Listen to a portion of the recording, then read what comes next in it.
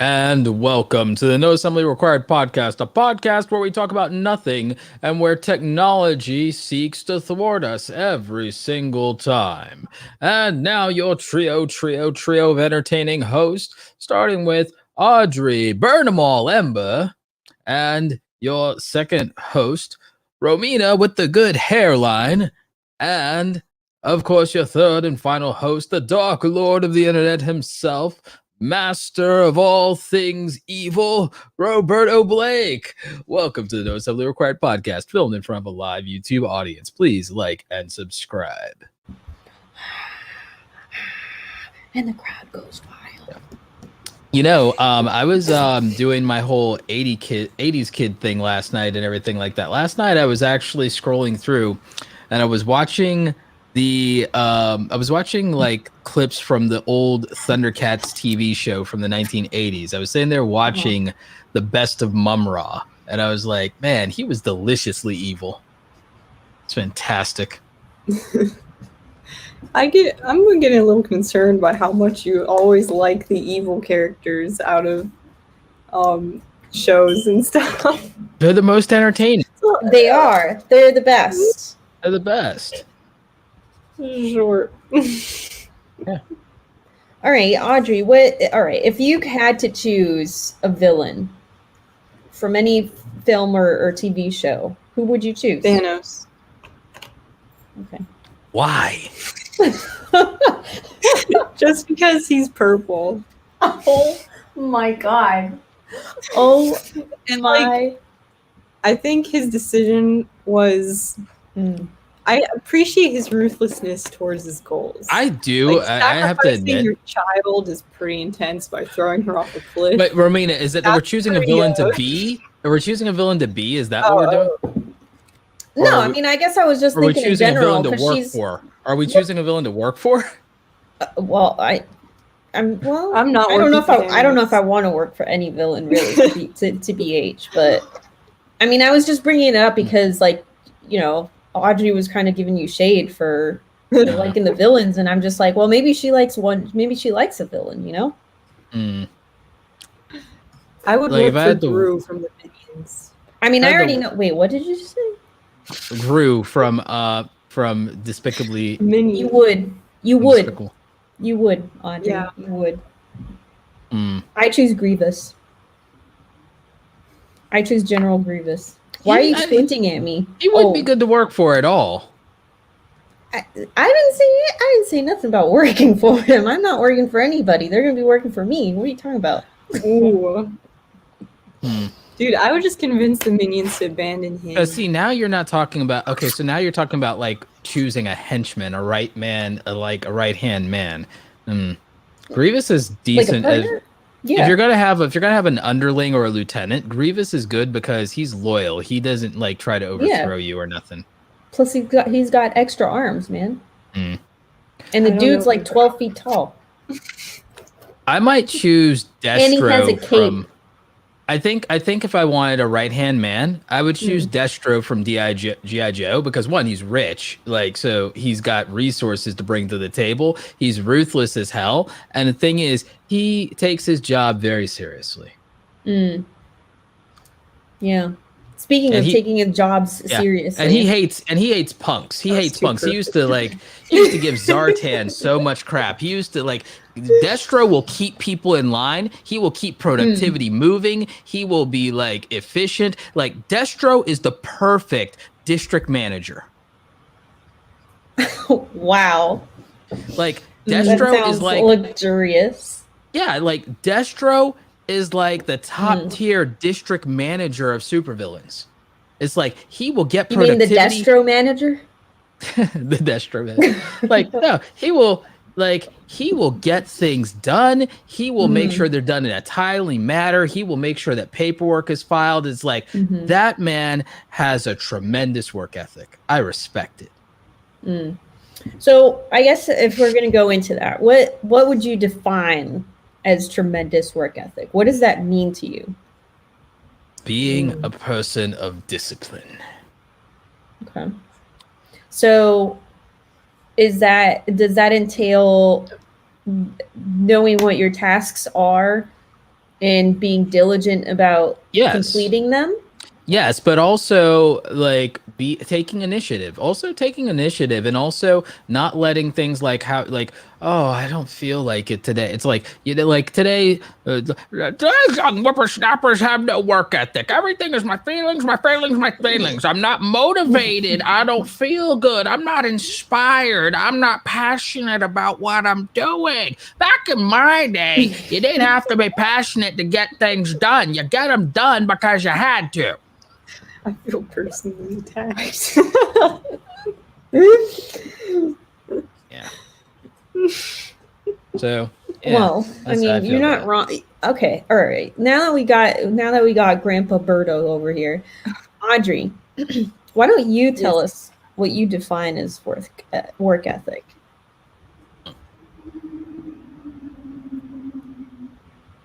I mean, I feel like it's similar to what Riva said, but maybe just I think it's the opposite of procrastination. So what's the definition of procrastination? It's like pushing things off. Actually, no. I procrastinate a lot and I always get things done on time. So is work ethic just like the art of not wasting time, or is it? No, you're describing productivity. Yeah. You're describing productivity. That's different. Okay. So work ethic is more like the attitude towards yes, being productive.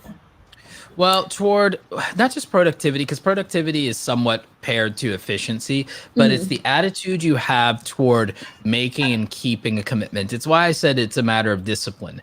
A lot of people, their problem is they'll make something optional, even though they said they're going to do it. Yeah. You know, like, I mean, here's the thing, like, regardless of technical difficulties, we make a commitment and we're disciplined about doing this show every week. You know, we don't even have the most views or subs or anything, and we show up for this show every week unless there's like a very good reason. I think the only time we took off was we didn't even take off during the holidays. We took off like once last year because we were in person together, like, and decided to, which is ironic. Yeah, we decided to spend time with each other instead of do the show. We could have done it, but we decided we wanted to enjoy each other's company more, which is fine. So like discipline doesn't give a damn about your feelings. It's the fact that it's like when we're kids, we get over it and we go to school unless we're like sick or whatever. We can't go, oh, I don't feel like going to school. We never felt like going to school. So we just go. When we got jobs, we were like, when it was 9 to 5 time, when it was regular jobs, it's like, all right, it's my shift, so I got to go. It's like, it's not you don't feel like it, but you do it anyway. That's discipline. That's making a commitment and sticking to it. And it's having the integrity to do something and not treat it like it's optional. How do you feel about the saying half of the work is just showing up? I agree. Probably more than half of it. I mean, once you show up, you know, what are you going to do? Just sit there and twiddle your thumbs, or you just got to like not, you're already like in for a penny, in for a pound. So you might as well follow through at that point. So the thing is, like, even showing up is hard for most people. Then after that, it's a matter of follow through. And I think today follow through is hard because some people, it's really hard for them to show up, but they'll do that. But that took literally all of the effort they had was showing up, and then they don't follow through. They don't deliver.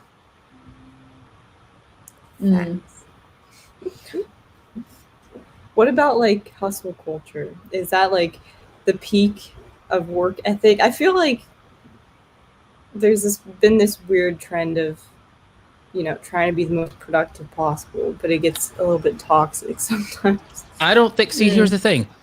Like, I don't think the two are related. I don't think so either. First of all, I don't think hustle culture is real. I've never really believed in it. I've never believed it's real. And by it's real, I mean, I literally believe it was somewhat made up by people in social media. Because anyone who's been an entrepreneur for like 5+ years. Now, here's the thing. I believe toxic productivity is real. But that has more to do with the culture of corporate America than it does with entrepreneurship. Because like entrepreneurs who've done it for more than 5 years, they understand the value of rest. They understand the value of doing other things outside of a particular task. And they understand, like, entrepreneurs don't indulge busy work. Toxic productivity and corporate culture indulges busy work because people are paid either on hourly or salary, and they're made to punch a clock, and they're made to take up time. In entrepreneurship, no task takes longer than than is allotted to it. So that's very different. Like, now there are rookie entrepreneurs that pull the 24/7 sleep is for the weak BS, but that has nothing to do with actual hustle, and that has nothing to do with actual entrepreneurship. That's a bunch of rookies who don't know any better, and also people who may be in a position to where they're very ambitious and they haven't built anything yet, and they're trying to build something from the ground up. So maybe they do have to have a very uncomfortable lifestyle for 2 or 3 years, but people don't maintain that, not if they have any sense. So, like, veteran entrepreneurs don't preach 24/7 no sleep, but they will tell you a season of hustle in those first early years to get out of the hole if you're broke, or to build something from nothing, is real. And the thing is, if you're not willing to risk, like, burning out or getting depressed or getting frustrated, if you're not willing to risk that to build something from nothing and to change your life and everything, then don't complain. Go be comfortable, go settle, go be miserable, go work for somebody else, but don't cry about it. I feel like, so I think that my definition of work ethic is doing the work because it needs to get done. Because if I don't do it, then who's going to?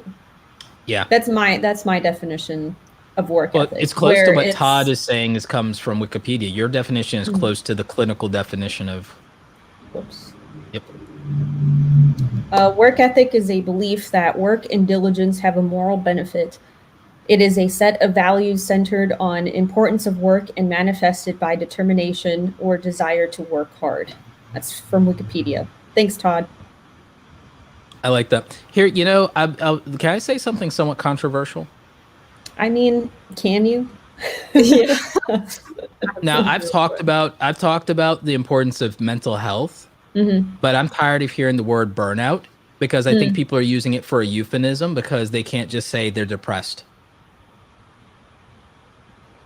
I think people are using the word burnout as a substitute to just say that they're depressed. And I think that they're blaming the concept of doing very difficult things, very challenging things, for the fact that they can't manage those things right now because they're not in a headspace to do it, because they're depressed, and it's easier for them to say burnout.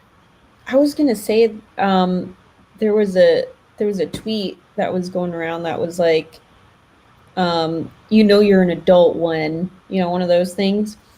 And it was like a list of things. Like, one of them was like, everything hurts. It's hard to get out of bed. Like, work sucks. Like, something like that. It was just like a bullets, like, obviously meant to be somewhat funny, but then or at the relatable, same time, or right. And I was like, I mean, no, that's not what adult feels like to me. That's actually not. I don't think it's supposed to feel that way, is it? I mean, it just kind of seems like they're depressed, Yeah. I don't think that everything's supposed to hurt. I don't think that you're supposed to just hate existing. That doesn't equate to being an adult. I think people are also convinced that if they didn't have money problems, they wouldn't have any problems at all. Yeah, money problems is just a quarter of the problems you have in your lifetime. Yeah. I mean, Victoria makes an interesting point. She says, not always. I was burnt out in my field because it was so repetitive.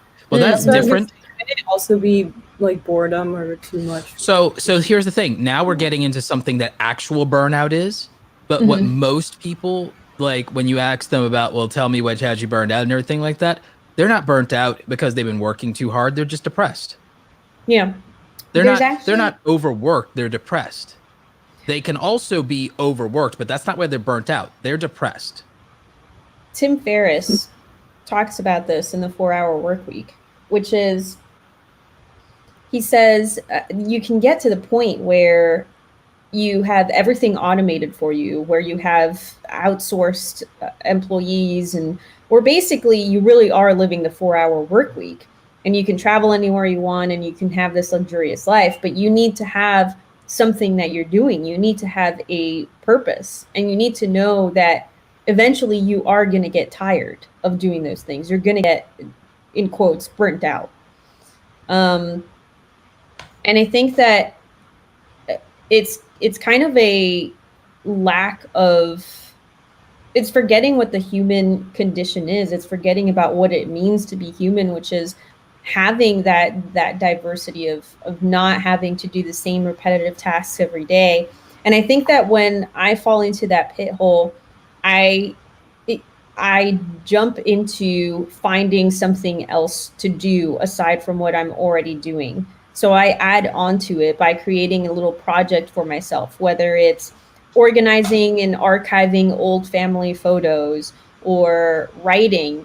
I have my own writing projects that I work on, and it's just stuff that I cycle throughout the year so that I don't get burnt out, whether it's because I'm working too hard or because I'm doing the same repetitive tasks. I think that finding those things that create that balance throughout the year is important, because we aren't robots. We aren't meant to just do the same thing day in and day out endlessly. Yeah. A little bit of diversity goes a long way. Well, see, most people, their problem is that they're doing a very, okay, so here's the reality and here's the truth. Because I'm not saying people don't work hard. It's that they're doing busy work. Because here's the thing. There's nothing, productivity isn't really the problem. Toxic productivity is, but it's productivity for productivity's sake, which is just saying it's busy work. It's not meant to achieve anything of any relevance or significance. Most people who work in a lot of different things, because it's not just unskilled labor, although I could make an argument for that from the old retail days and from when I worked those kind of jobs. A lot of that is absolutely not interesting, not challenging, and it does nothing in terms of your self-esteem for the most part, beside, oh great, I get a paycheck, and oh great, I'm part of the workforce. But it's like there's no mental challenge. And the thing is, like, we're not really built just to have a strong back and a weak mind. We haven't been for a very long time. There was a period in survivalism where that was valuable. Right. Like, but with the help of technology, we've kind of evolved beyond that. Right. But I also, I kind of want to bring up something. I like what Todd said, by the way, down there. Hard work isn't necessarily repetitive. Yep. Right. So I want to backtrack, though. Go ahead. From, I don't know how to pronounce this. Geronibro. Okay. All right. We'll go with that.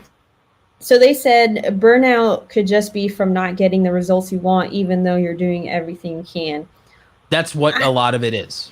I think it's, but I do want to point out that I think that defining, because are you really doing everything you can, or is it because you're doing a certain number of things and they're not yielding the results that you want, and you're not changing, you're not adapting? It's expectations versus results.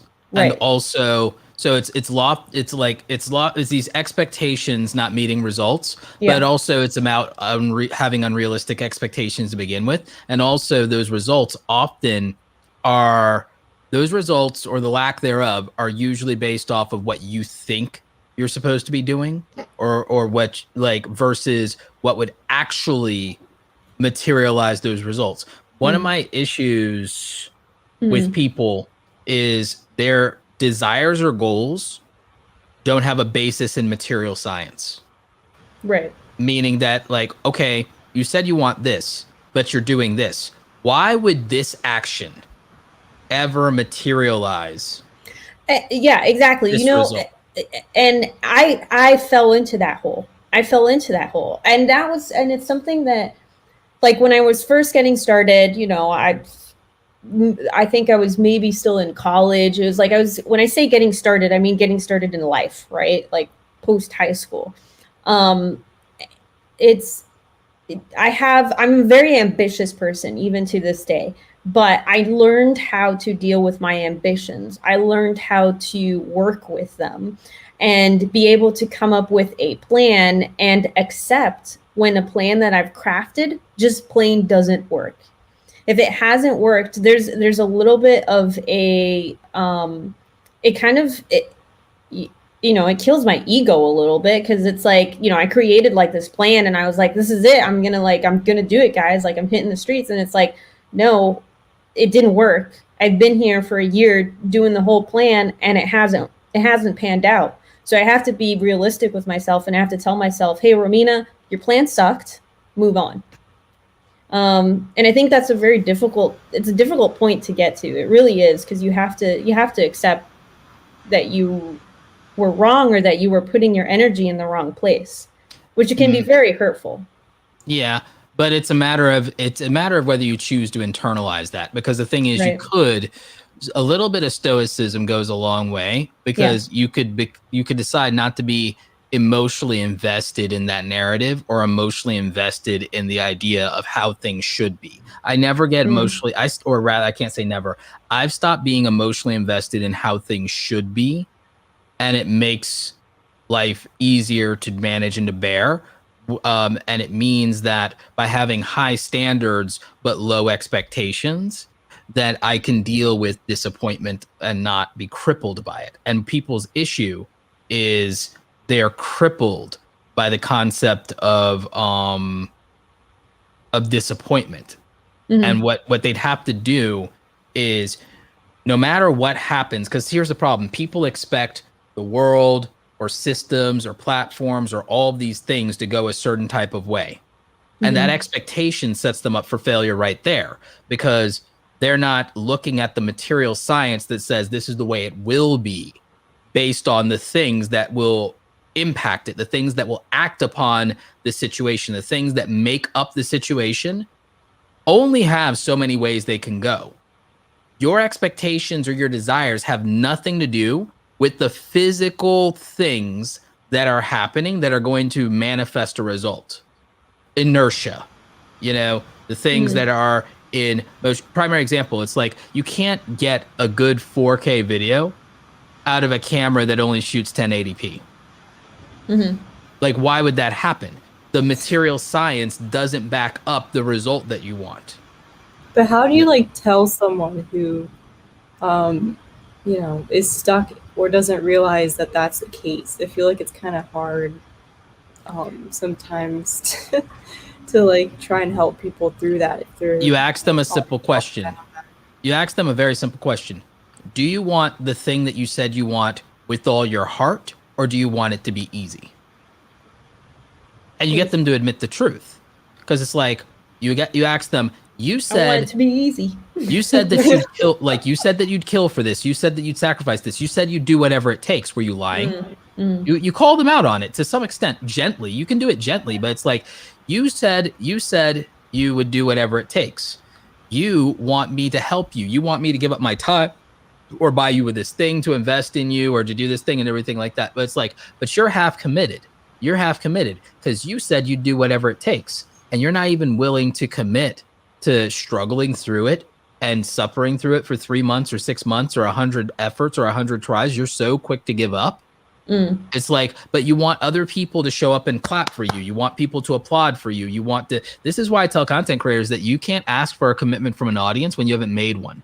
You can't ask for a commitment without making one. If you think about it, that's you can't get customers if you don't make a product.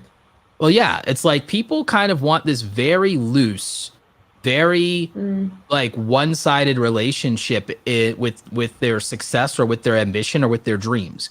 They want everybody to show up and applaud and clap for them, but they're not willing to come every day. But they want validation every day, but they're not willing to come in and leave it all on the floor, leave it all in the arena every single day. They keep saying they want this, they want this, they want this. But what were you willing to give up? What were you willing to give up? What were you willing to sacrifice? Somebody who says that they want financial freedom, you should be more than happy and more than willing to say that if I have to give up 5 years of my life to live on my own terms for the next 50, then so be it, because that's a trade I'm willing to make. Or you don't complain, or you say, you know what? If I have to, like, I want to work my way up the company and I want that job title and everything like that. If you are not willing to come in early, leave late, outwork everybody, climb the leaderboard, do whatever it takes, then why are you going to complain that you didn't get what you wanted when you didn't do everything you could, everything you really could? How bad do you actually want it?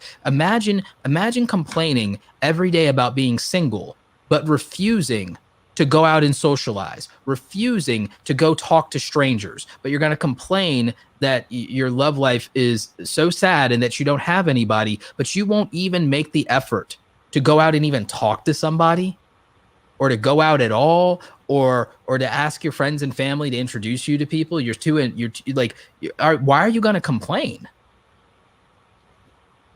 So I want to backtrack here. There was Todd said that he would love advice on instilling a work ethic in a 15-year-old girl. Dad. Audrey, any advice? Audrey, you've been awfully quiet, huh? Not to mention, like, you can actually remember what it's like to be a 15-year-old girl. So, like, wow, Roberto, you're calling me old? You know what? I feel like sports taught me a lot of discipline. I was gonna say, I was doing a lot of sports when I was 15. I learned pain from cross country. It is good. It's a good example. No, but literally, like, I'm not saying make her run cross country, but for me personally, like, knowing that I had to show up every day and I was going to die for 2 hours definitely instilled some work ethic in me, for sure. And also, you just have to put in the work. You just have to do it. Because if you don't do it, then who is? It wasn't, you know, cross country is the type of thing where, like, well, if you don't, like, people know when you're running or not. You can't just cross country is called show up and suffer. You know? Cross country is called show up and suffer. Exactly. Half of the work is showing up, the other half is suffering. Yeah, but it's for real though. Life be like that. True. It'd be like that sometimes. The solution: make her run cross country. I mean, to be real though, sports will give you tremendous discipline, because in sports, everything is about the discipline of doing something hard, even when it yields very little in terms of any type of material result or incentive. That's how I define discipline. I go with discipline because discipline requires you to do a very difficult thing with very little incentive. So that's what discipline is from my standpoint. It's not the clinical definition, but that's what it is, because it's also tied to some positivity and stoicism of believing that it may not be producing results now, but if I marry discipline to consistency and patience, if I do this very difficult thing, even though it's not yielding results now, if I do it consistently enough and I'm believing that it will yield results, then that means I've committed. It's very hard. I accept that, but I'm committed. And the thing is, patience is however long it takes to pay off. So I believe that those three things are what are essential for success and for a powerful work ethic. I think it's just the discipline to do something very difficult and challenging, even when there's not a lot of incentive. Yeah. The being able to make a commitment, an earnest commitment, then that comes from integrity. So having the integrity to commit and be consistent and show up and be able to be patient, to be able to endure that until results manifest. And also, I think there's something to be said for the willingness to adapt, the willingness to say, I'm willing to change the approach by which I tackle this very difficult thing consistently over a long period of time. Yeah. And I think that's something that's one of my strengths now, because it was one of my weaknesses at the start. My adaptability is definitely way up there. I've got like 100 times experience points on that one. But I do want to say there's another question. Well, there is a question for you, Audrey. Another one from Todd, which is, what motivated you to suffer and not quit? I don't know. I think it was mostly pride. Like I don't like when I don't like quitting things in general. And also my dad's a runner, so I didn't want to like quit that. You didn't want to disappoint people. But then it was, yeah. But also, I got too far into it. Like you meet people and you're like, I can't just leave because I'm too lazy, you know? Like, I don't know. Yeah, like it was more of a pride thing, I guess. Team building sports that involve teams.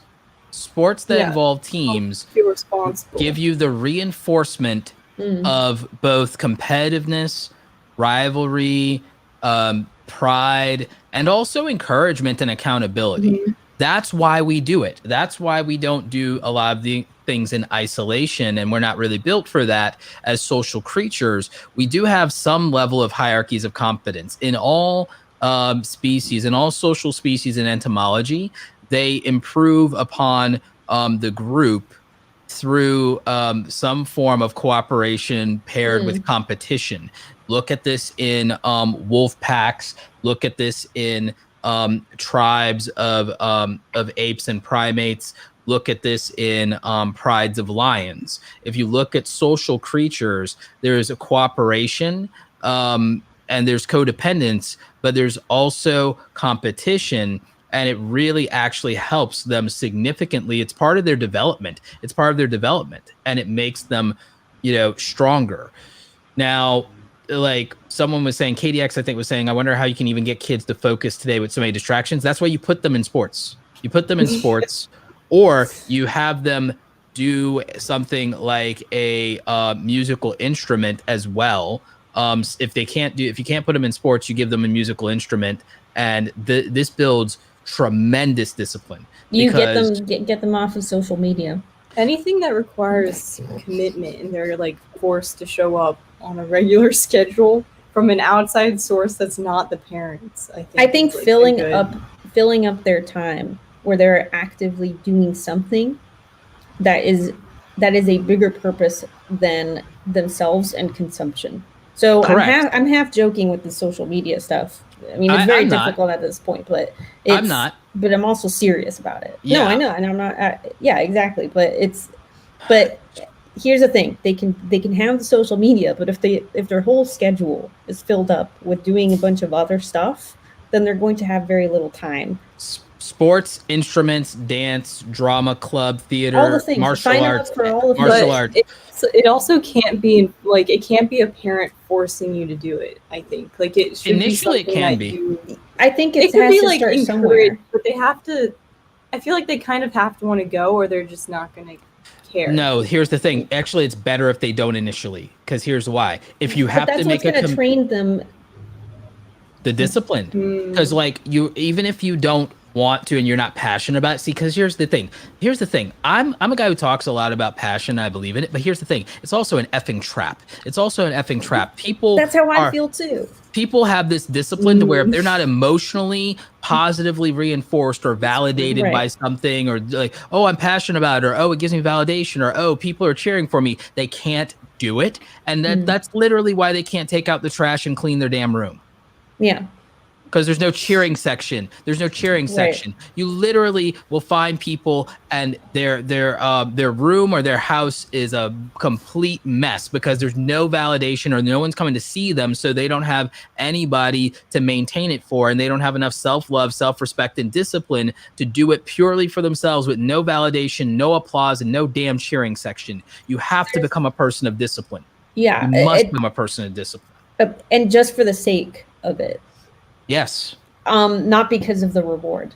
So that's kind of like it's like I brush my teeth, I take out the trash, I do these things not because somebody is telling me that I have to do them. It's because I mean part of me wants to do them because I want to keep my teeth clean and my place clean. But also I have a discipline of doing it. When the trash can gets to the top, I go and I throw the trash away.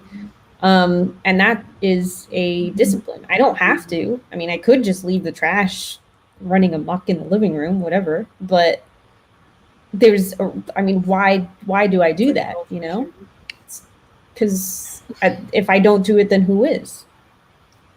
My success on YouTube comes specifically for the fact that like, okay, so for 3 years, ad revenue didn't do jack for me because I was part of an MCN for 2 of those 3 years that took 50% of my money, and it wasn't already a lot of money. So that was, and then for that like first year, I was making less than $300 a month, even when I had 10,000 subscribers.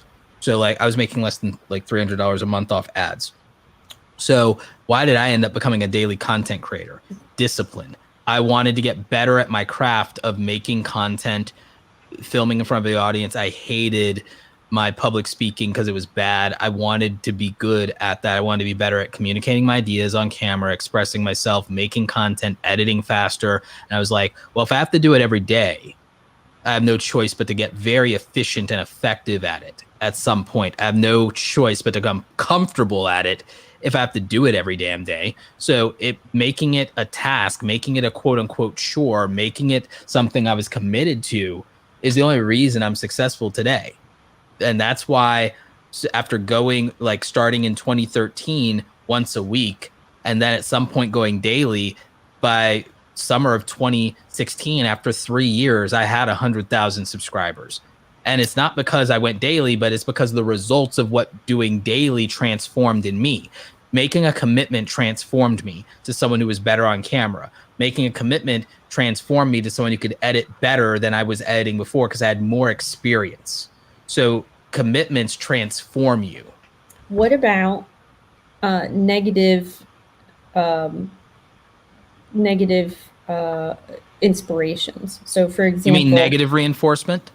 Right. So for example, a lot of the negative comments made me better. Well, contraptional audio says what motivates me is a 9-to-5 job. I'm not willing to go back to one. Oh, I'm wildly motivated by remembering what it was like to be poor. Mm-hmm.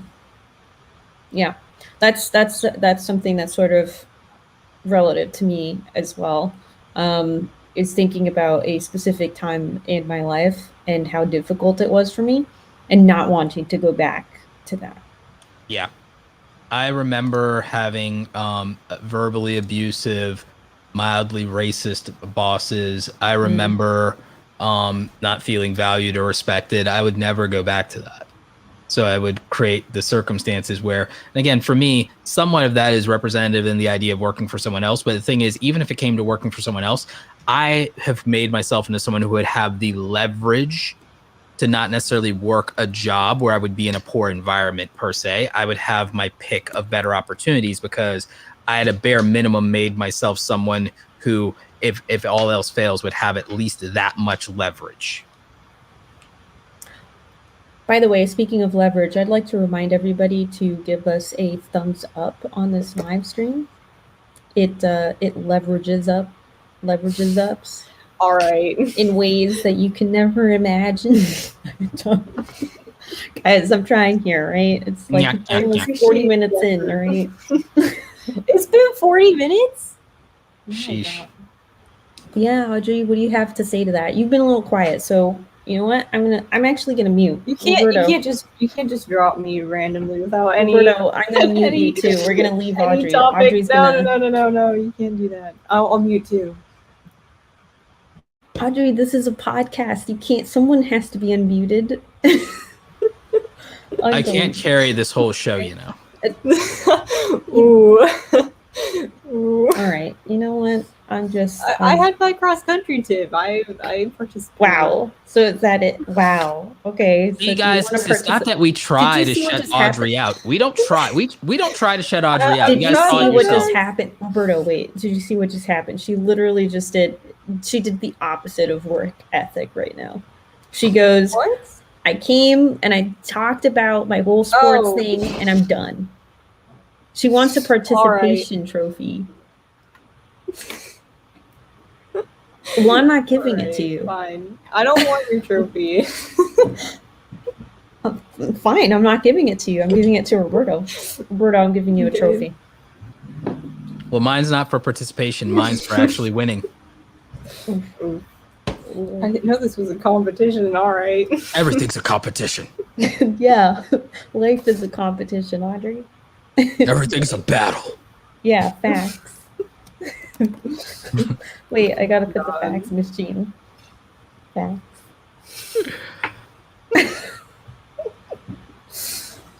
The audio listeners are really missing out. All right, guys. Right, yeah. If you are listening, you got to tune in every Thursday, 8 p.m.-ish Eastern Standard Time, youtube.com/noassemblypod. But let's get back on topic here for a second. I think I want to do something that's a little bit, give people something to work on between now and the next podcast. Oh, so cool. It's not just us complaining about how 30 ditch a bad habit. 30 days. 30 days. 30 days of ditching a bad habit. 30 days of ditching a bad habit. Go. I love it. Because guess what? I did that thing. 30 days. Remember, 30 days, no Postmates. I made it. What? I survived. I survived 30 days with no Postmates, no DoorDash, no Uber Eats. Oh, yeah. Well, so did I, because I don't use that. So Same. I win. You get second place there, Roberto. I don't think I've ever Postmated something.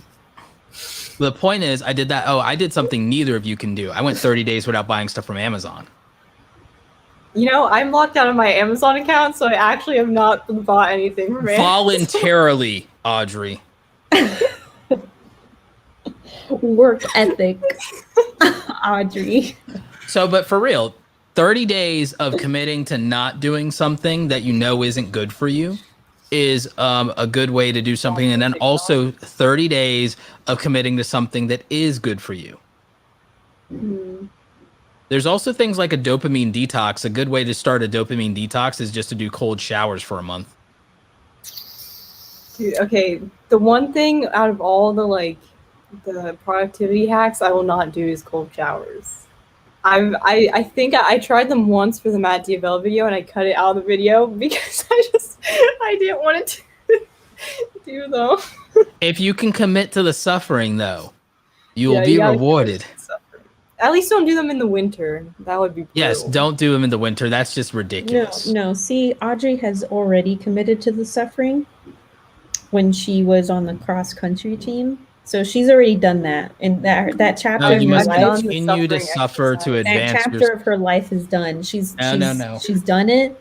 No more suffering for Audrey for the rest of her life. You must commit to the suffering for the advancement of your soul. Dude, I would do a no TikTok for 30 days.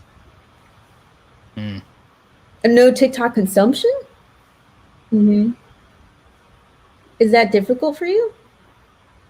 I don't know if it would. How often do cold you look showers at aren't hard mode, Victoria. Cold showers are nightmare mode. Yeah. It's not hard mode. That's nightmare mode. Are y'all gonna do does anyone want to do nightmare mode? Is that what we're doing? No. Wait, but what I really wanted to do was to help the audience. This wasn't about roasting Audrey. No, that's super fun. Wow. Maya, I wanted to know if you guys have any advice for someone who is a little bit, they're of age, right? So let's say it's someone, because I think it's a little bit easier to motivate and inspire someone and foster this kind of work ethic in someone who is a lot younger, under 18, let's say, right? But let's say after 18, after 25, let's say after 25 years old, you've already been in the workforce, you've already been doing stuff, but you have terrible work ethic. How do you inspire someone? How do you help them with this kind of thing? Like, what kind of advice would you give them if they could listen to you right now? And if their ears and heart and mind were open? I would tell them to start with something very small, because I would say that what you have to do is you have to build your way up to doing something that creates discipline. I'd say the smallest and simplest thing that they could make a commitment toward is making a concerted effort to read for 30 minutes every day. Because reading, read a physical book. You can't read it on your iPad. You can't read it on your phone. No blue light. You need to read a physical book. What about a Kindle? Here's why. Kindle? No, physical book, 30 days in a row. Here's why. Because a physical book, reading a book for 30 minutes, 30 days in a row, will build up tremendous mental discipline, because you're now forcing yourself to be slow. You're forcing yourself to not be in this hyperactive, hyper addictive world of overstimulation. It's 30 minutes that we can guarantee that you're not doing blue light consumption and that you're not multitasking and that you don't have noise in the background, because you have to read in a quiet environment, no music, no TV in the background, just you and a physical book, 30 minutes every single day. And if you can do that, you'll start to build up the mental reserves of discipline and neural pathways, because most adults do not read. In fact, most people, when they leave high school or college, they don't read anymore, hardly for the rest of their life. The majority, 80% of the reading that people do is done as a result of their education. And that's it. And that thing is, they become wildly undisciplined afterward. And their attention span, it deteriorates. Their capacity and attention span deteriorates. Reading forces you to build your attention span. And so, but it has to be a physical book. You cannot cheat and use digital media. It has to be a physical book, because no distractions, no messages, no alerts, no blue light, no electronic signals, nothing. And this will actually help, This will actually help rebuild. It's a little bit like sensory deprivation. Yes. Exactly. But what you're also going to do is you're going to build essential neurons. You're going to build essential neurons. It's going to really help. And it's going to be hard. It's going to be hard at the start. It's going to be hard. But the thing is, you're going to build your neuroelasticity. You're going to literally rebuild your brain by reading every day. I'm not even messing with you guys. I'm not even messing with, there's science. Go look it up. But like, physically read every day. So let's say 30 minutes. That's let's it. say that 30 we're minutes. Challenging this person to 30 days of reading every day for 30 minutes every day. Yep. Would you recommend doing the snowball effect, like starting off like the first day doing like 10 minutes and then like building up from there? No, I would have them go all in on the 30. I feel like because 30 is not too crazy like it should be. 30, yeah, and it's enough for continuity. It's enough for continuity, and it's just enough of a struggle. It's just all right. Well, since it's so easy, Audrey, instead of going on TikTok. Oh no! No, physical book cannot be audio book, James. It has to be a physical. It has to be a physical book. It cannot be audio. It cannot be audio. It cannot be on your phone. It has to be a physical book. It has to be. Did you just ask me if I have a physical book? I did ask you that. Physical book. It has to be a physical book, like my boy Daryl Eves' tube formula with the foreword written by Mr. Beast. Look, I got a physical book. Guys, I got 5 physical books. Wow, Audrey has 5 physical books. I have 500. I want to read this one. Okay. I have not finished. You should do that. I need to finish this one. This one's I'm in the process of rereading this one. So I want to finish this one. Showing our books. Book club. Again, guys, if you're listening to this, you gotta tune in on Thursdays so you can watch our beautiful faces. Yeah, actually, Audrey, did you ever finish reading Superfans cover to cover? I did. Yes. I like something when Audrey lived here, I used to actually give Audrey books like all the time. I actually took notes on that too. I remember that. I buy multiple copies of books just to give them away to people. Audrey, do you write in your books? Yeah, I don't have that one here, but I did take notes on it. I always like highlight normally. If it's like a story, no, but you know. Mm-hmm. But what if it's a story that has good quotes? No. But I don't like reading stories anymore because I treat them like movies. Like I don't like pausing a movie halfway through. KDX says we need a NARP book club. Geronimo says I'd be down for a NARP book club. That could be arranged. Oh I love how you say that, Roberto. That can be arranged. Like I'm a proper villain because I'm a proper super villain. Look at my notes. Oh, these are all my notes for Superfan. Oh wow, that's tremendous. I see. But you're not writing in the book. No, I did too. What I do is I was dedicated back then. I haven't done that since. You were dedicated back then, like it was 100 years ago. A year ago.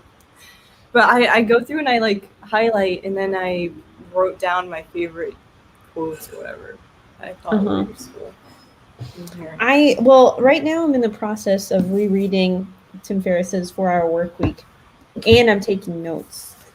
Cool. So I actually do have a little notebook, which is empty. Because I have a box of notebooks, because I just have so many of them. People give me them as gifts, or I get them as swag. So I have all these notebooks that I've just not used. So I had this Harry Potter notebook. I just ordered another pack of field notes.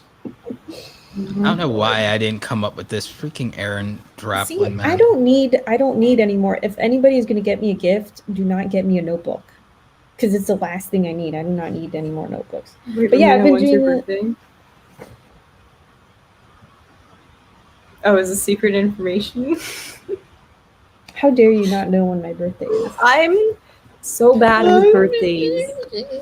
Oh, I'm horrible about it. I only rely on I only know my family. Google Calendar. That's it. Okay. Google Calendar. Bad. I don't know anyone's. It's all right. It's not like we have a show that we do together every single Thursday at 8 p.m. Eastern Standard Time or anything like that. Jesus Christ. All right. I can always. I'm not even. Am I friends with you on Facebook? That's how I find everyone's birthday. I don't use Facebook. I don't either. I only use it for birthdays. I use it because I have a membership group. But also, both of you should start using Facebook because you can double your ad revenue. I'm not even joking. Post the videos on there? Yes. Are you talking about it? No, see, I started doing that, and then it was just, I don't know. Did you meet the qualifications for the ad revenue? It's guys, it's really good, honey. I know it is. I started. It's I was doing double. it. It's like double YouTube. I was doing it like a year and a half ago. But they monetized you? No, they didn't monetize me. Oh, you have to meet after a while, it was just like I didn't understand what I was doing. If you natively upload, well, it's improved dramatically. If you natively upload videos to Facebook and you meet the monetization requirements, the watch time requirements are lower. The follower count is higher, but the watch time is lower, and it's easier to get the follower counts than it is with YouTube. So the watch time and the watch time requirement is the really hard part of YouTube. So the watch time requirement. What it is? The watch time requirement for Facebook's 1,000 hours. Okay. Instead of 4,000, it's 1,000, but the follower count requirement's 10,000. I mean, I guess I could do that with my. But the ad revenue is double. The ad revenue is like double. Would it be bad to go back and re-upload my old videos? Not at all. That's what that's what everybody's doing. Because that's what I was doing for a while. Everybody is re-uploading their entire back catalog. All my clients are doing it, and they're like all the ones that hit the requirements. They're like making the Don't fall off this time. Just go for it. I'm not kidding. My clients just upload their old back catalog, and now they literally for no reason have doubled their money. Yeah. I kind of just fell off on that train, but I'll look into it again. Thanks for the reminder. Wait, you need 10,000 followers to post on Facebook? No, to get monetized. Not to post, to get monetized. But you only need 1,000. But you only need 1,000 hours of watch time, unlike YouTube. And you and I both know the watch time is harder than the subscriber count. Yeah. It's much harder to get the watch time. So 1,000 hours of watch time on Facebook's actually really good. And again, remember, you're gonna get like double the ad revenue. Right. Yeah, so I'll give it a try. It's totally worth it. It's totally worth it. Okay. Yeah, I'm gonna try that. Because I was already doing it. I just I don't know why. I just stopped. I just got lazy, I guess. My work ethic.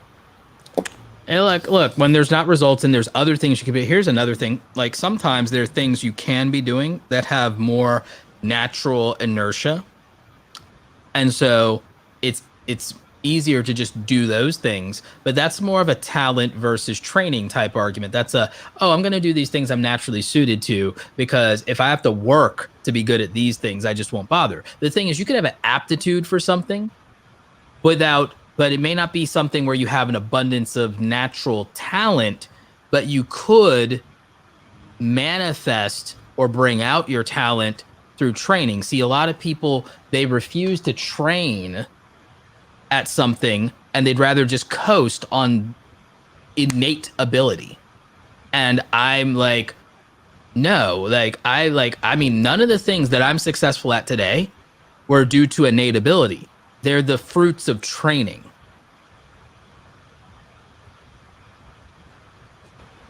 Everyone like has said stuff like, "Oh, you're so talented," or "You're this or that," and they don't understand.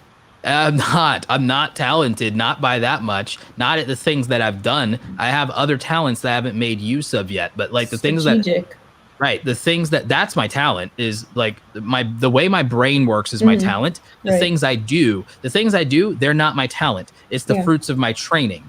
My brain chemistry, the way my mind works, the way I see the world, that's my talent. But you can't really do anything with that without any training to make use of. Like, I could see all the strategies, all the pathways in the world with no way to execute on it. It's worthless unless I sell that to somebody else. It's worthless. Even then, how do I sell it to somebody if I don't have results to show for myself? So the only way I can make use of my mind is by making use of executing on just enough to prove that it would work by deploying it myself.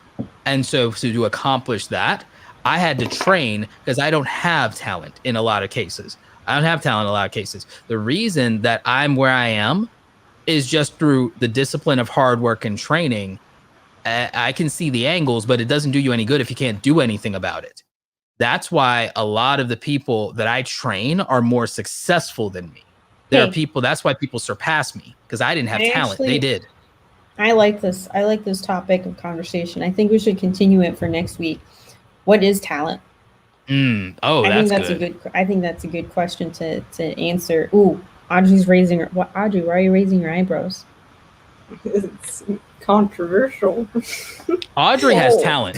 See, Audrey has actual talent. Roberto, don't give it all away in this episode. We'll talk about it next week. Well, what's controversial? I want to hear Audrey. I want to hear this. I don't know. She's going to discuss it next week. Okay. No, let's hear a teaser now. Come on. Okay. I have one thing that I heard a YouTuber say once, and I really disagree with her on this. And she said that, like, this is an example that, like, being on or being a YouTuber is like a mindset that you're either born with or you're not. I know who you're talking about. I know exactly who you're talking about. And I really disagree with that. I think that's I agree with you. I disagree with. She says, all right, this young woman says. I don't know if we should not say who it is. It doesn't matter. I just don't agree with her. Look, well, here's the thing. I think that doesn't make any sense for her in particular to say that, because the thing is, I can tell you that her success is a matter of training, not something she was born with, because she took improv classes.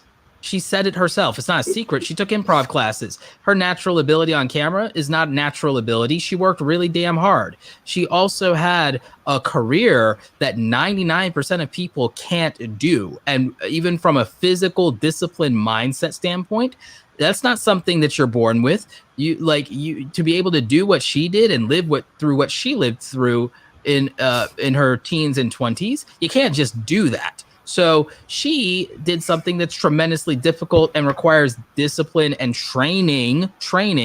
So, like, I can tell you that person, everything they have is the fruits of training, not something they were born with. Like, I think people misconstrued a lot of things sometimes. And I think it's a humility thing. I think people in humility like to believe that they're born with something so they can say they were blessed, or that was their genes, or they can thank their parents and all this stuff. Blessed. And yeah, #blessed. Like, and you like, that sounds nice on paper. That sounds really nice on paper until you realize, so what? So everybody else, like, because here's the thing. If I'm a have-not, I'd literally rather believe that I could just work harder, or I could train, or I could find a mentor, or read a book, or go through the process, or work out, than just have to believe that God likes you more. Nothing in the world can take the place of persistence. It's been exposed. People in the comments know who we're talking that's fine. about. Well, I don't think it matters. That's fine, because it's no shade. We love her. Yeah. We love her. Auto said she thinks it's more about personality, but I think it's kind of the same. People kind of go hand in hand. people really like to believe the mythology of the personality YouTuber. And again, there are a few people who I can make an argument for, sure. But like, I think that they, like, people say, oh, we watch people for their personality. It's like, no, we don't. No, we don't. Like, because the thing is, their personality, huh? Think about it.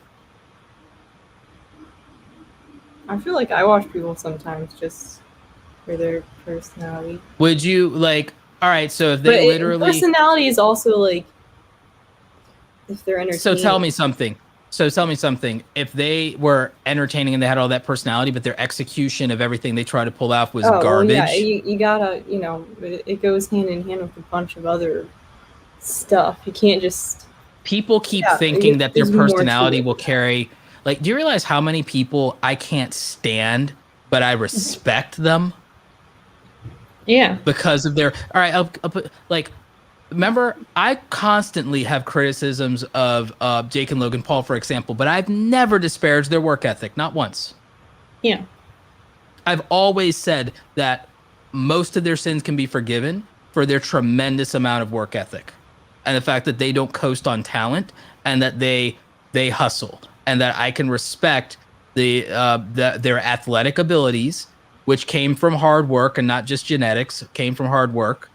And I can respect what they built because of their body of work, even if I disagree with the content of itself. If I can't argue with the fact that they put in the work and that like the amount of consistency and hustle of building that body of work, that library of work. Even if I disagree with the contents of it, I can't disagree with the results of the volume and what they built and what they've done. Like, I can't. It's there. So the thing is, personality is also so wildly subjective. And the thing is, like, you can't coast on personality forever. I mean, look at cancel culture. Your personality can be all the rage right now, and in 3 years, everybody will freaking turn on you.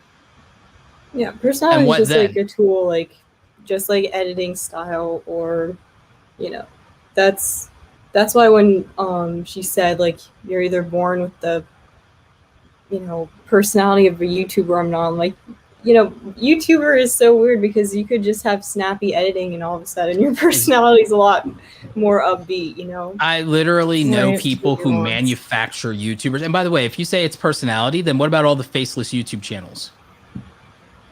Well, you can still argue that just because they don't show their face, they still have. Well, no, I mean ones where literally they're not even represented in the content. Oh, yeah. Think about it. There are so many YouTube channels. Yeah, but it doesn't mean that the brand doesn't have a personality. I get you. But see, that's not what personality YouTubers or what Miss Stamps is really like saying when she says that. Like, and that's fine. By the way, I think we want to clarify that we aren't trash talking her at all. I told you we love her. I know, but I feel like I wanted to reiterate that. We're about to get canceled by the Stamps. Oh, please. Like, I just wanted to reiterate that we actually do like her. We love Kelly Stamps. We don't just like Kelly Stamps. We love Kelly Stamps. But it's 2020, so I understand the clarification is 2020. You can't respectfully disagree with people without being canceled in 2020. We're in 2021, Roberto. Oh, well, my bad. Well, I'm old, so I can't be expected to remember what year or century we're in. Like, wow, century. Yeah. So like back in my day. Yeah. So yeah. So like so yeah, I mean, it's like I love Kelly Stamps' content. I agree with most of what she says, but like Audrey, I agree with Audrey and I disagree on this thing because there are so many examples I can show you of people who don't have over-the-top YouTuber personalities, or that people hate their personality, but they love the content or they respect them. There are a lot of people who don't like Keemstar's personality, but they respect his reporting and they respect his consistency and they respect that he's literally survived every attempt to destroy him on the platform. There's a grudging respect for a lot of people where he's concerned, right? So it's not always about your personality in that regard. Now, if you want to say there's a personality trait to being a successful person, I can agree with that. If you're saying that there's a personality trait in being a person of discipline, commitment, and being able to endure and so on and so forth, I can say that, yes, from that standpoint, if that's the argument being made, I could say that there's a personality trait or series of personality traits, rather, that make someone much more prone to success than not. And I wouldn't exclude or limit that to YouTube, because I don't think you need a YouTuber personality or even to be, not everyone's an entertainer. Some people are in education YouTube. Some people are inspiration YouTube, and they're not entertainers, and they do very, very well. There are, like, Matt Diavella is not an extroverted personality entertainment YouTuber. Neither is Nate O'Brien. Graham Stephan didn't start out that way. Graham Stephan was very reserved and almost shy on camera at first. You know, there's plenty of people. And then there are YouTube animators that are successful and their personality exists in the style and aesthetic of their brand, but not in anything that they're doing performatively. So, like, I think that if we're saying that there's a personality type to being a person who does difficult things, makes commitments, and stays the course and is adaptable, yes, those are qualities of a successful person, whether it's YouTube or anything else. But I think that there is a difference between that and saying you have to have, you're born with an innate ability that would allow you to be a YouTuber. I agree. Way to chime in. Thanks. Yeah. I got distracted. Guys, Yeah. should we start wrapping up? Yeah. But again, shout out I like to this topic. We could go more in depth. we'll revisit the talent thing again in next week's episode. We'll talk about that. But I do like this. I already wrote it down, so we won't I did like forget. this tangent because I do think that sometimes, because again, I'd have to watch the video again to know, like, if she was saying more or less what we're saying, Yeah. but it didn't come out that way or something, or it's Yeah, because I she didn't used get it. that impression the first YouTuber. time I watched it. I'd have to watch it again because I took away what you took away, and I disagreed with it then. I took away what you took away, and I disagreed with it then. It might have been the first or only time I've ever disagreed with her about YouTube stuff. Like, but I also understand why she might have said it, and that might also be a lot of her experience. But as someone who's known successful YouTubers, OG YouTubers, has trained YouTubers, I can tell you there's so much variety in the personality of a YouTuber. But I will tell you that there's not a lot of variation in the mindset of success. It's people who are disciplined. It's people who make commitments and have integrity. It's people who stay the course and do something for a good long time. And it's people who can adapt and can be flexible, and instead of being purely stubborn and rigid. Guys, please subscribe to our channel and hit the notification bell. Next week, we're going to be extending this topic of conversation. We're going to be talking about talent and what it means to have talent and whether anybody actually has talent. Leveraging the talents you have. I agree. We could also talk about that as well. Yep. Anyway, I'm I'm trying to excited. encourage people to subscribe. Yeah, please subscribe. Guys, push that Please subscribe. notification bell so you know when it happens. Yeah, Yeah. guys, it really actually helps us KDX, out. whether she was, I think her delivery in that one, her delivery is always a wry sense of humor. It's a dry sense of humor. It's not unlike mine. But I really do believe that what she was communicating is what she believes about being a YouTuber. I and can't comment on it because I haven't seen it. Yeah, And and if it's we all gonna got the link us same afterwards. impression, I'd be pretty shocked if it, was a joke. If everyone got the same impression. Yeah, and here's the other thing is I think it's fine that she has that belief of that, because everyone's entitled to their belief of that, because here's the thing.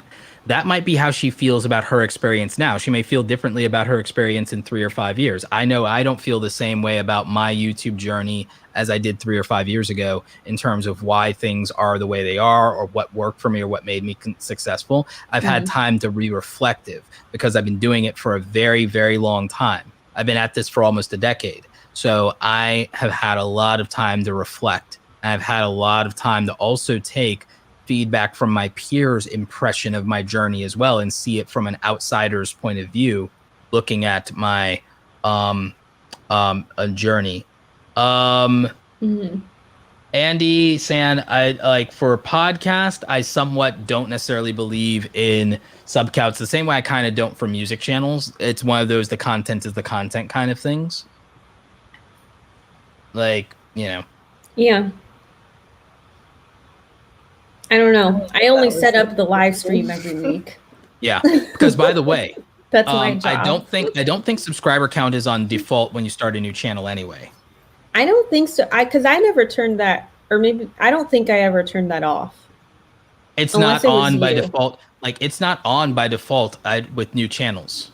That must be it, because unless you changed it, I didn't change it. And I know we didn't even do we did the bare minimum customization for the channel. Because we weren't we weren't taking it super to that, you know, right, because we're not really trying to grow the channel, we're trying to grow the podcast. Yeah. And the YouTube channel is just one of the platforms where you could listen to it. Of course, it's more entertaining because you get to participate. Yeah. In the episode. Facts. In the chat. Facts. Facts. I think the music channel will be monetized by the end of April. Oh yeah? Ooh. It's partly because I have more content to upload because we have those new tracks and I have a bunch of new mixtapes. I have 2 10-hour compilations going up soon that so there's a lot. Since there's 12 new tracks, it means that there's 12 new tracks, an hour extension of each track, so that's 24 uploads. And then on top of that, there's 6 mixtapes to make out of those tracks, plus hour-long extensions of the 6 mixtapes, and then possibly 10-hour extensions of those 6. So then that's another 18 on top of 24 right there. So it's this whole convoluted thing to where there's doing 12 tracks can technically give me 40 something or 50 something pieces of content for the music channel. And I figured out because a lot of the times when I do hour-long compilations, it'll get a couple hundred views. So that means that I genuinely believe that we can get about 100 to 200 hours every week of watch time on the music channel, and it only needs 1,500 more. Yeah. So I definitely think it'll get it by the end of the month, by the end of April. By the end of April. Yeah, you've been doing pretty good. I feel like you've been hitting all the right milestones. The only thing I did wrong was I should have been even more consistent, but I also had to wait on Frost to produce more music because, the thing is, but you're also working on other stuff too. So I think that too. You gotta give yourself a little bit of. Yeah, that too. I mean, the big thing, and also I'm not doing it halfway because we're using animation. We have character design. There's wait. Show us your phone case. Oh. Oh, that's cool. Yep. Yeah. Why do the eyes look empty? Is it no, that's glare? It's the glare. Okay. It's a little terrifying.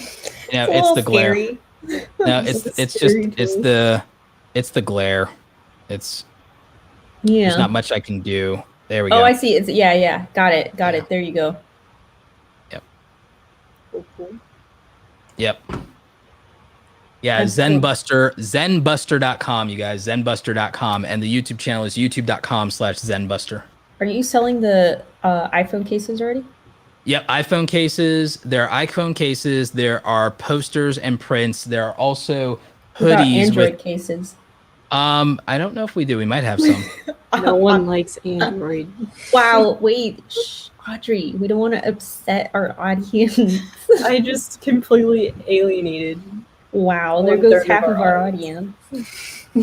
Great. Much for being monetized. Yeah, the phone cases. Yeah, if you go to zenbuster.com, just go to zenbuster.com, you will definitely see the phone cases. You'll see some of our dope hoodies. It's actually really, really cool stuff. I worked actually, and the thing is, it was also I'm really good at Shopify stores apparently, and but Andy, my partner in the coaching business, she is even better at Shopify design than me, which is why my other company is actually just going to start doing website design for creators, which is pretty dope. But yeah, so over on zenbuster.com, actually I'm sharing the screen if you don't mind. Oh, let me try to get that up there. What? Boom. All right, so okay, you got it. zenbuster.com, and so we've got all kinds of cool stuff there. If I just go to the catalog, you'll see all the dopeness. So we got all the things. Dope, cute t-shirts, phone cases, hats, hoodies, all of it.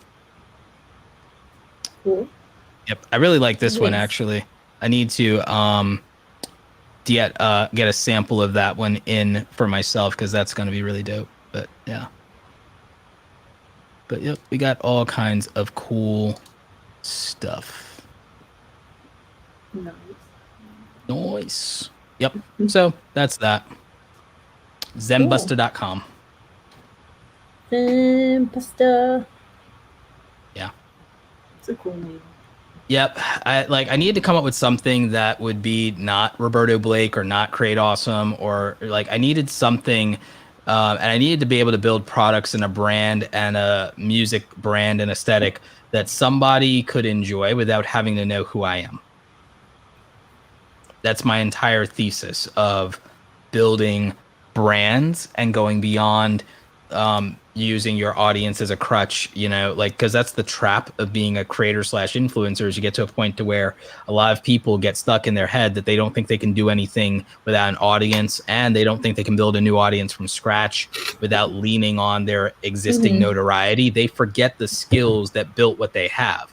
I always like to go back to the skills that built what I have and go to ground, you know? Or the audience and influence that somebody else has.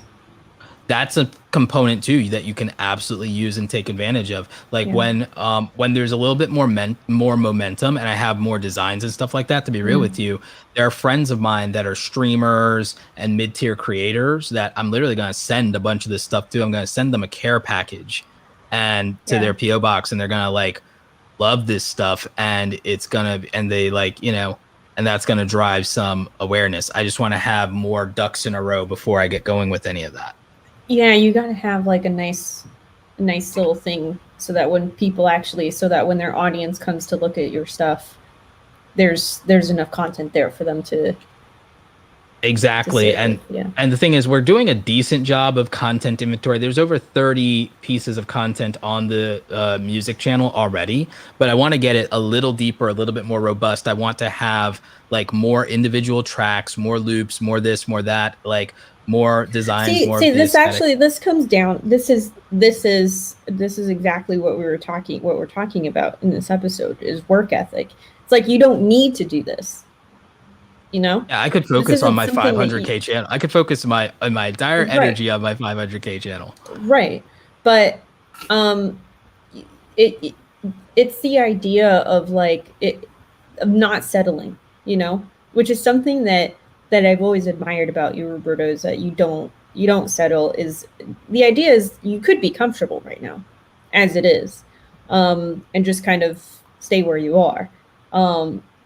But you don't want to settle. You want to have more, and not just for yourself, but for your family. Exactly. Yeah. If you pop up actually the channel on the thing, I can show people kind of some of what I did. So like, I went out of my way and I hired a character designer. I hired like an animator. I put real money behind this, and I hired a music producer. But I came up with the branding, the aesthetic. I came up with the references for the character designs. I actually source the stock photos for the fantasy artwork, because eventually I will kind of prop up other artists who do the fantasy artwork stuff for that motif for it.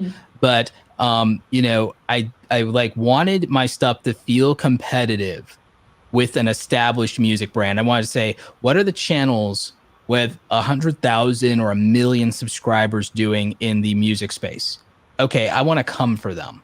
And so like, without even 1,000 subs, like before we ever had 1,000 subs, I have a 24-hour live streaming server set up, and I spared no expense. I paid the $50 a month for that. I paid. Katie wants to know, how did you come up with the name Zenbuster? Okay, so I came up with that because I wanted to say, all right, I wanted something that where I have the option of futurism and retro stuff, and I wanted to have like a somewhat of a futuristic vibe, but also be able to lean into a retro, maybe even steampunk-esque type vibe as well. So with Zen, I've been like, I love Eastern philosophy. I love drinking tea. I love Japanese anime and Japanese culture, Eastern culture in general. And so like, and then people have said that, oh, you're very chill. You're very Zen about some things. And I'm like, Zen. Okay, that's cool. And then like, you know, I thought about like how I grew up in like breakdance and hip hop and the EDM rave scene. And I kept thinking about that whole like Busta Groove thing. So like Busta Groove, Busta, and then like that's where I kind of like, okay, Zen Buster. It's like so cool. And then I also liked both of those letters. Z is always different, and B, Z with that like there, and the domain wasn't taken. So I was like, oh, snap that up. Like, so I was able to build out this dope brand, and it was just really cool. And it's something that's easy to say. Zen Buster music is easy to say.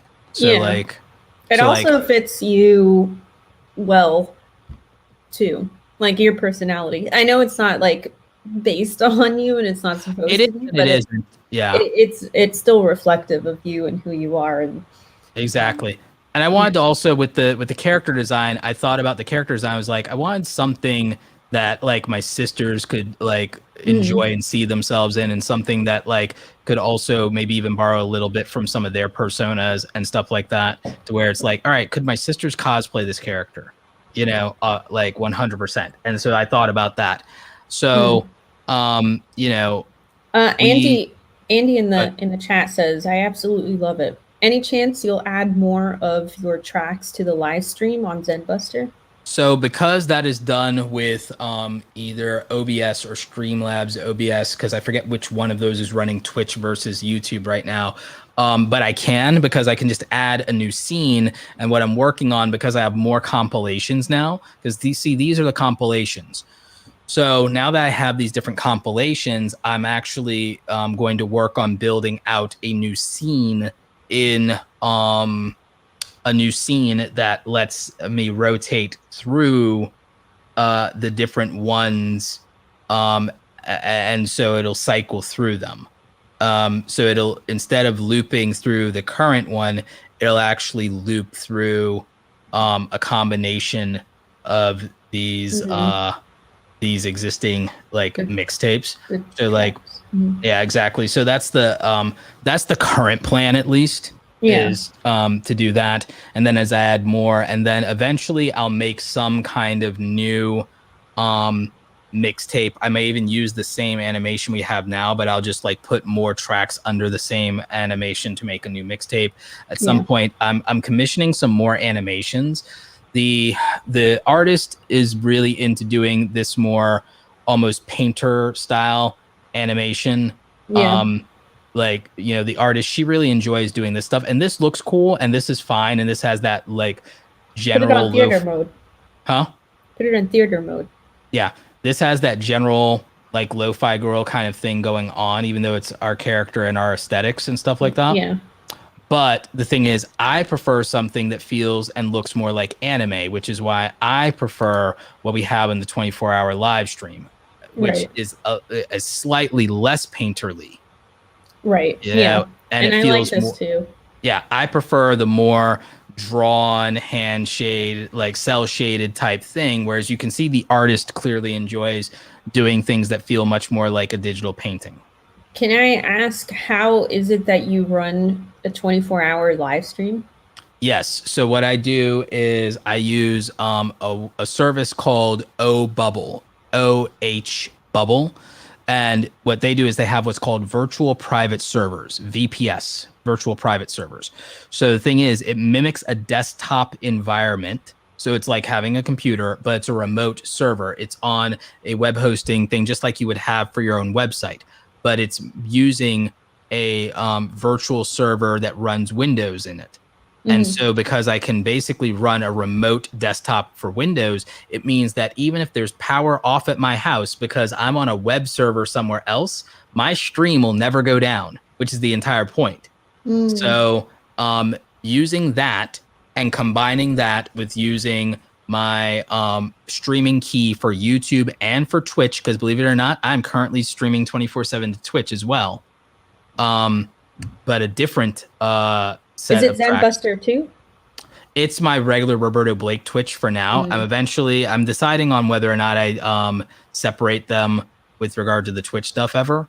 But the I might even run this on Facebook because Facebook will do 24-hour live streams too. But the thing I is, wonder if the live streams add to your watch time. Do you know that? They don't with the 24, not the watch Facebook. time. Maybe that's so unlike YouTube, that may be true. I'd have to check. So unlike YouTube, because with YouTube, it does not. You only get the watch time when the live stream ends. Whenever the live stream ends, you get the watch time. Right. So that's the downside of that with YouTube.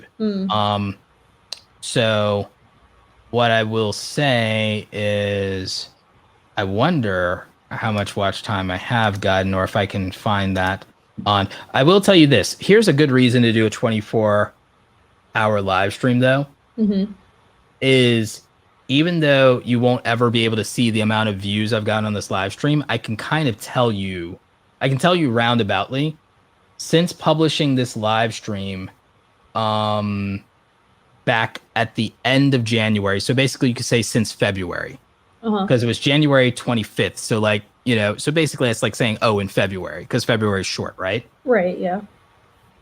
2,400 unique viewers. So I've reached almost 3 times the people that have subscribers, you see. Right. And in terms of impressions, I've gotten 80,000 impressions by having this, you see. So like that is what makes this valuable, is it's increasing my reach, my capacity for reach. And that's what really has helped me with this. And then it's driven, let me see something. This live stream got me 76 subscribers so far. That's good. So yeah, so it's super helpful. Like I think that this live stream technically gets me maybe. Oh, I only just noticed that the little clock goes all around, the hour, the minute hands. See, yeah, there's a lot of subtle things. The light changes, like the daytime changes. There's animation on the screen. The clock goes all around. The curtain moves, and she's snoring. So like there's actual stuff going on there that's super interesting. So like I'll say that the live stream average is probably bringing in about like somewhere between 1 to 5 subscribers a day, like from looking at the data. So the thing is, if this gave me watch time from like that, you've gotten watch time from the stream, it would be over 700 hours of watch time that this stream has gotten. But that doesn't count right now because it's still ongoing. It will never count, which I'm going to talk to them about. Can they do something about that? But it will not count toward the watch time for monetization, which is fine. I have other things that count toward the watch time for monetization. Who's counting the calendar squares? What the? Someone goes, there's only 25 days on the calendar. I don't know. All right. Like It's leap year. These are Leave them alone. Maybe she lives in another dimension or alternate reality.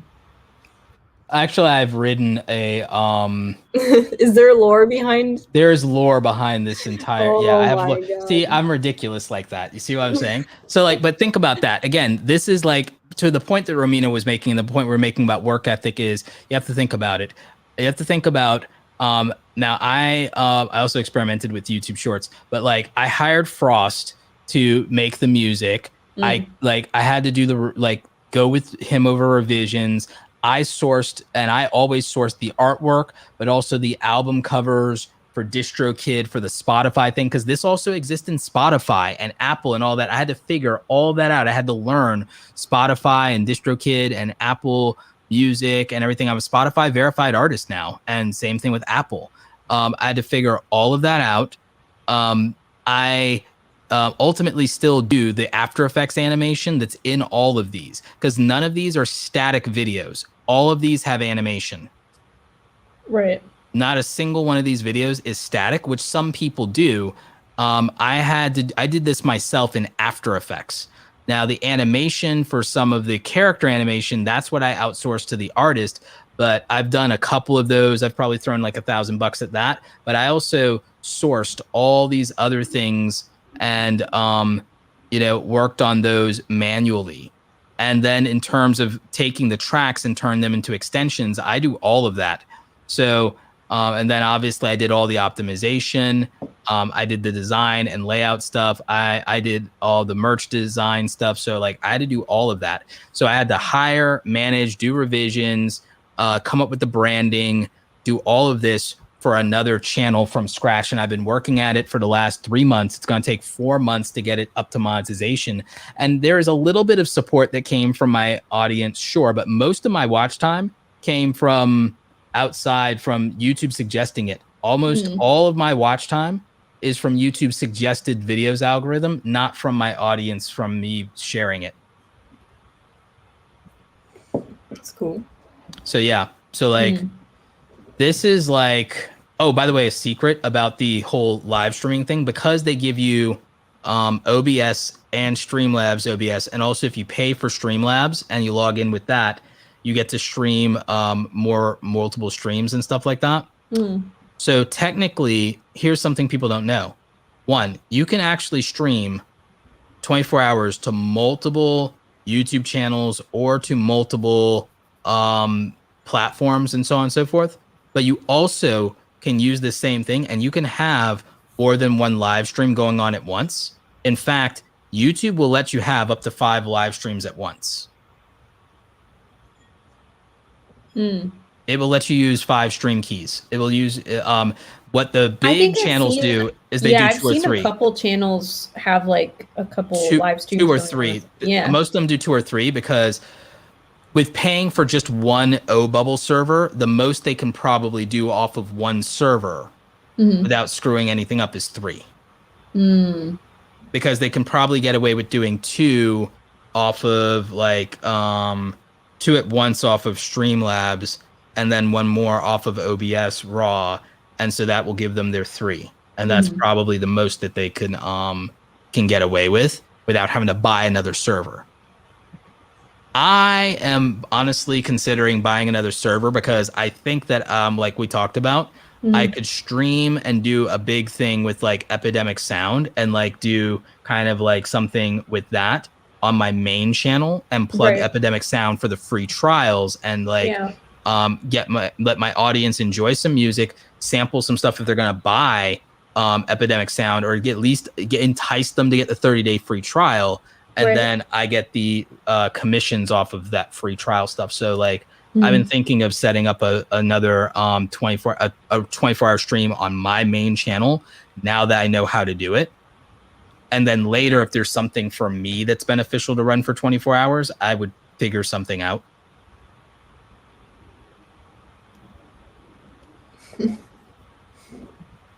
All right, guys. I think about all of that stuff I had to start think through in order to see, like you said, I could just not do any of that and be very comfortable. Yeah. Well, speaking of comfortable, I'd like to get comfortable and go lay down. Same. I'm starting to lose energy here. Oh, I've been done. Oh, really? Yeah.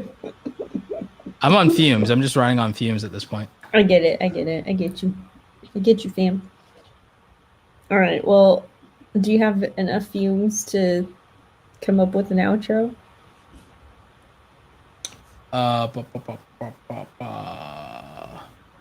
This was a good episode. Guys, if you are listening and you are enjoying this, then please give us all the stars. Give us 10 stars and leave us amazing reviews and talk about how amazing Romina is. Thanks. Mm-hmm. No comment. All right, I've got it. Okay.